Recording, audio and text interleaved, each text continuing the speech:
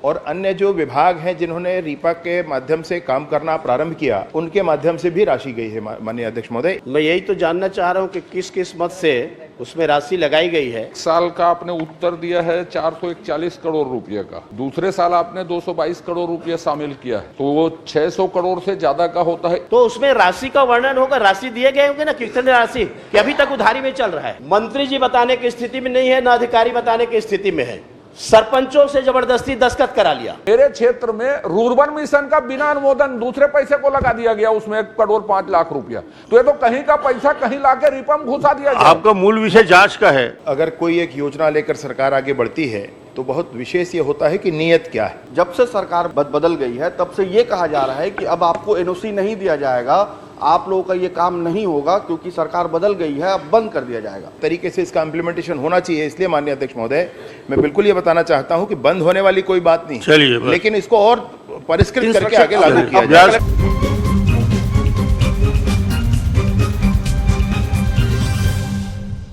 माननीय अध्यक्ष महोदय, रीपा का मामला है पूरे प्रदेश में, और मंत्री जी ने जवाब में बताया है कि 300 रीपा चिन्हा के लक्ष्य रखे गए थे, 300 रीपा बनाए गए हैं। मैं मंत्री जी से पूछना चाहता हूं कि इसमें एक रीपा केंद्र के लिए कितनी राशि उसमें इन्वेस्ट की गई है और किस मद से राशि उसमें दी गई है।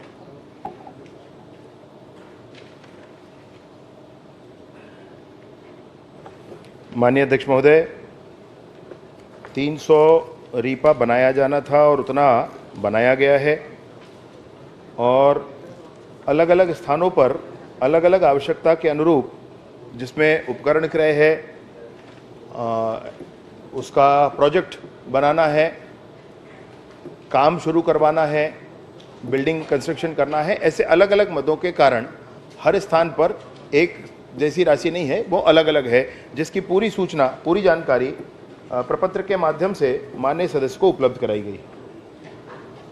इसमें प्रदेश में नवंबर 2023 तक कुल 300 रीपा बनाए जाने थे, विस्थापित किए गए हैं, और इसमें जो कुल राशि है वो मैं ज़रूर कहना चाहूँगा कि वर्ष 22-23 एवं 23-24 में 441 करोड़ रुपया का बजट स्वीकृत था, जिसमें से 260 करोड़ रुपए का भुगतान हुआ है और बाकी शेष है। मैं उसमें बजट का पूछ रहा था कि किस मद से राशि उसमें दी गई है रीपा में, किस किस मद से। इसमें विभिन्न मदों से, मतलब डीएमएफ भी है और अन्य जो विभाग हैं जिन्होंने रीपा के माध्यम से काम करना प्रारंभ किया, उनके माध्यम से भी राशि गई है। माननीय अध्यक्ष महोदय, एक ही मद नहीं है, अनेक मदों से गई है राशि। माननीय अध्यक्ष महोदय, मैं यही तो जानना चाह रहा हूं कि किस किस मद से उसमें राशि लगाई गई है। लगभग 600 करोड़ रुपए की राशि है उसमें, एक प्रश्न के जवाब में आपने दिया है, और 600 करोड़ रुपए की राशि में 441 करोड़ 441 करोड़ का मंत्री जी ने जो जवाब दिया है। किस साल का है? ठीक, पिछले साल का जब लागू हुआ तब से, मतलब चलिए 22-23 से लिखे है ना, उसके पहले चलिए जो लगा है लगभग 600 करोड़ का है। चलिए प्रश्न करिए। अब 600 करोड़ का ये जो डीएमएफ की जो राशि है, और उसके कैसे इन्होंने बताया, मैं एक आपको बताना चाहता हूं, प्रश्न नहीं, एक उदाहरण बताना चाहता हूं कि इसमें जो भ्रष्टाचार कैसे किए हैं। परिशिष्ट के पेज क्रमांक 29 दंतेवाड़ा में भैरम रीपा, परिशिष्ट के पेज क्रमांक 30 में दंतेवाड़ा में जो क्रय भंडार नियम का जो पालन किया गया और पालन करने के बाद में खरीदी की गई, मैं उनके पास में है या पर्ची आ जाएगा, थोड़ा सा मंत्री जी बता दो उसमें कितनी राशि केवल एक पर्टिकुलर में उसकी दी गई है। आप प्रश्न थोड़ा छोटा छोटा करिए ना। दंतेवाड़ा जिला भैरमबंद रीपा केंद्र में खरीदी जो की गई है वो कितनी राशि की खरीदी की गई? चलिए बस ठीक है, बताइए मंत्री जी। मुझे एक बार इसको देखना पड़ेगा। आप दंतेवाड़ा कह रहे हैं, माननीय अध्यक्ष महोदय, माननीय सदस्य कह रहे हैं, वो किस विषय पर कह रहे हैं एक बार मुझे देखना पड़ेगा, या थोड़ा आप चिन्हांकित करवा दें कृपया मुझे। मैं आपको बता देता हूँ कुल कितने राशि की सामग्री की गई। सामग्री क्या है? पीएम मीटर, सील, भौतिक इलेक्ट्रॉनिक बैलेंस, लामिना, प्रवाह कक्ष अनुसंधान, माइक्रोस्कोप, रोटरी संकर, गर्म हवाई, बाकी संकरण, एल्युमिनियम ट्राली, कार्यालय, पेज, घूमने वाली, ये सारा उसका दिया है। लेकिन जो कॉलम दिया गया है कितने राशि में सामग्री की गई है, तो कॉलम आपका खाली है। तो उसको भुगतान कहाँ से हुआ, कैसे हुआ, नहीं हुआ है, उधारी में लाए हैं, यही तो पूछना चाह रहा हूं मैं आपको। मैं 5-7 उदाहरण दे सकता हूँ। चलिए, जो भी आपके ध्यान में है माननीय अध्यक्ष महोदय, मैं कहना चाहता हूं माननीय वरिष्ठ सदस्य महोदय से कि जो भी विषय आपके ध्यान में होंगे आप जरूर बताएं, और अगर इसमें डैश है, उसमें कुछ नहीं लिखा है, उसका अर्थ यह है, जो विभाग की जानकारी है कि उस पर भुगतान नहीं हुआ। चलिए, और अगर कोई भुगतान इसमें का होगा नहीं है भाई, खरीदी का मतलब आपके खरीदी रीपा के लिए किया गया है जी, तो रीपा के लिए खरीदी का जो आइटम दिया गया है तो उसमें राशि का वर्णन होगा, राशि दिए गए होंगे ना, कितने राशि कि अभी तक उधारी में चल रहा है। ठीक है। इसमें दंतेवाड़ा भैरमगढ़ के लिए एक बार मैं देख करके आपको स्पष्ट कर पाऊंगा माननीय अध्यक्ष महोदय। ठीक है, आपको जानकारी उपलब्ध करा देंगे। आप चलिए, बताइए, एक और एक पूछिए। एक मैं और बता देता हूँ। हाँ चलिए, दंतेवाड़ा के आपके जो जानकारी आपको चाहिए बता दीजिए। मैलावाड़ा, दंतेवाड़ा के मैलावाड़ा जो रीपर केंद्र में है, 89 मतलब 90 लाख की खरीदी की गई है। और 90 लाख के खरीदी करने के बाद में उसमें उत्पादन इनका कितना हुआ, विक्रय कितना हुआ, तो उसमें बताया गया है कि 1 नए पैसे के उसमें विक्रय इनके द्वारा उत्पादित सामान की नहीं की गई है। ठीक है। ये उदाहरण बताने का मतलब ये है कि इसी प्रकार से लिपापोती की गई है। मंत्री जी बताने की स्थिति में नहीं है, ना अधिकारी बताने की स्थिति में है। सरपंचों से जबरदस्ती दस्तखत करा लिया, खरीदी अधिकारियों ने कर लिया, और अधिकारियों ने खरीदी करने के बाद में वहां मशीन भी नहीं लगा है, जो मशीन बताए वो चल भी नहीं रहा है। चाहते क्या हो आप? तो मैं मंत्री जी से ये मैं माननीय मंत्री जी से जानना चाहता हूं, पूछना चाहता हूं, ये पूछिए। ये 600 करोड़ का मामला है, क्या मंत्री जी चीफ सेक्रेटरी जी की अध्यक्षता में इसकी जांच कराएंगे संपूर्ण रीपा के मामला? चलिए बैठिए। अजय जी, माननीय अध्यक्ष एक महोदय, साथ जवाब दे देंगे, आखिरी देंगे, आपके जवाब देंगे। माननीय अध्यक्ष महोदय, आपने प्रोजेक्ट रिपोर्ट बनवाया है, विजन डॉक्यूमेंट बनवाया है इसका, तो माननीय मंत्री जी से मैं ये जानना चाहता हूं कि 1 साल का आपने उत्तर दिया है 441 करोड़ रुपये का, दूसरे साल आपने 222 करोड़ रुपये शामिल किया है, तो वो 600 करोड़ से ज़्यादा का होता है एक। दूसरा, इसमें डीएमएफ, मनरेगा और एसबीएम और यहाँ तक रूर्बन मिशन के भी पैसे का उपयोग किया गया है, और ये पैसा उतना ही होता है जितना बजट में इन्होंने दिया है, लगभग उससे थोड़ा सा कम है। तो आपने जो प्रोजेक्ट रिपोर्ट बनवाया उसमें तो स्पष्ट रहा होगा कि कौन सा कार्य बजट से होगा, कौन सा कार्य मनरेगा से होगा, या कौन सा डीएमएफ से होगा, कौन सा रूरल मिशन से होगा, या कौन एसबीएम से होगा। क्योंकि माननीय अध्यक्ष महोदय, इसमें कौन सा कार्य हुआ है, मैं तो इसका उत्तर दे दीजिए, फिर पूछता हूं। हाँ ठीक है, बैठिए, जवाब आंदो, जवाब आंदे, फिर आप पूछिए। माननीय अध्यक्ष महोदय, रीपा के संदर्भ में मैं खुद भी इस दायित्व के बाद अनेक रीपा केंद्रों पर जाकर देखा हूं। वहां पर जो चीज़ें समझ में आई हैं वो ये है कि एक स्ट्रक्चर भी बना हुआ है जिसका उपयोग किया जाना चाहिए, क्योंकि वो स्ट्रक्चर बन चुका है, और अनेक उपकरणों की बातें उसमें हुई हैं, कुछ मिले कुछ नहीं मिले, वह भी स्थिति है। मान्य नहीं, स्पष्ट में जो मूल प्रश्न ये आ रहा है, 300 रीपा का क्या भौतिक सत्यापन कभी हुआ है? बराबर। एक ही प्रश्न का 300 मूल, इनके प्रश्न की आत्मा यही है। तो आप इसका हाँ नहीं में जवाब दे दीजिए। कभी भौतिक सत्यापन 300 रीपा का हुआ है? नहीं हुआ है तो नहीं बोल दीजिए। 1 मिनट, आपका प्रश्न आएगा ना? चलिए जी जी। तो मैंने स्वयं जाकर के वस्तु स्थिति को देखा भी है, और उसके बाद ही मैं ये बात ज़रूर कहना चाहता हूँ कि जो अपेक्षाएं उन केंद्रों से थी, उन केंद्रों में वर्तमान स्थिति वैसी नहीं है। नहीं, ये और इसलिए ये वो अपेक्षा सरकार की पूरी हुई या नहीं हुई, ये हमारा विषय नहीं है माननीय और अध्यक्ष इसलिए मुझे पहले इस बात अपनी पूरी करने दें माननीय मेरा अध्यक्ष महोदय। प्रश्न दे दीजिए ना, मेरी फिर आप जो बात करना मैं है पहले कहिए। जिन्होंने पूछा है पहले उनके प्रश्न का उत्तर भाई- दे रहा हूं, फिर आपके प्रश्न का अरे, दूंगा माननीय सदस्य महोदय। मेरी माननीय बारी आ अध्यक्ष जी, गई मैं है। कहना यह चाह रहा हूं कि माननीय अभी किसके प्रश्न का उत्तर आ रहा है माननीय अध्यक्ष महोदय? नहीं, आपका भी प्रश्न है, धर्म जी का भी अरे, प्रश्न है। आपने मुझे अवसर दिया, उन्होंने मुझसे कहा कि आपके प्रश्न का बाद में उत्तर दूंगा, तो मैं ये जानना चाहता हूं किसके प्रश्न का उत्तर आ रहा है। अभी माननीय धर्मलाल कौशिक जी ने चलिए, जो कहा आपके है, प्रश्न को। मैं उसी के संदर्भ में कह रहा हूं, जो उनकी चिंता है कि वहां जाकर के देखने पर चीजें जी नहीं पहले आप दोनों हो गए थे, दोनों का प्रश्न हो गया था माननीय अध्यक्ष चलिए, महोदय। दोनों का मिला मैंने जुला दोनों ने ही दीजिए। पूछ लिया था भाई, एक एक करके, इसलिए एक एक करके देंगे वो, ठीक है। उनके उत्तर नहीं हुए थे और आपने पूछ लिया था, इसलिए कह ठीक रहा हूं। ठीक ठीक है, आपको अवसर मिला तो है, मैं- मिलेगा। मैं ये कहना चाहता हूं कि ये चिंता बिल्कुल जायज है। इसमें एडवोकेट जनरल के द्वारा ऑडिट होना ही चाहिए, इन केंद्रों का, वहां का भौतिक सत्यापन होना ही चाहिए, और विशेष रूप से जो चीफ सेक्रेटरी के माध्यम से टीम बना करके और भौतिक सत्यापन की बात कही गई है, वह भी बिल्कुल होना चाहिए। और ये मैं सोचता हूं कि जरूर हम लोग करेंगे चीफ सेक्रेटरी के माध्यम से हेडिंग करके। माननीय अध्यक्ष महोदय, मंत्री जी, मैं आपको दो बताना चाहता हूं, दो बढ़ जाइए। जसपुर में 2 करोड़ का है रिपा केंद्र, 80 लाख रुपए उसमें लगा है प्रोजेक्ट बनाने का। 2 करोड़ की योजना में 80 लाख का प्रोजेक्ट बनाने का पैसा लिया है। कोरिया में ये जनपद पंचायत 50 लाख का लिया है। ठीक है, मतलब कितनी अमीनता की बात मैं बताऊं।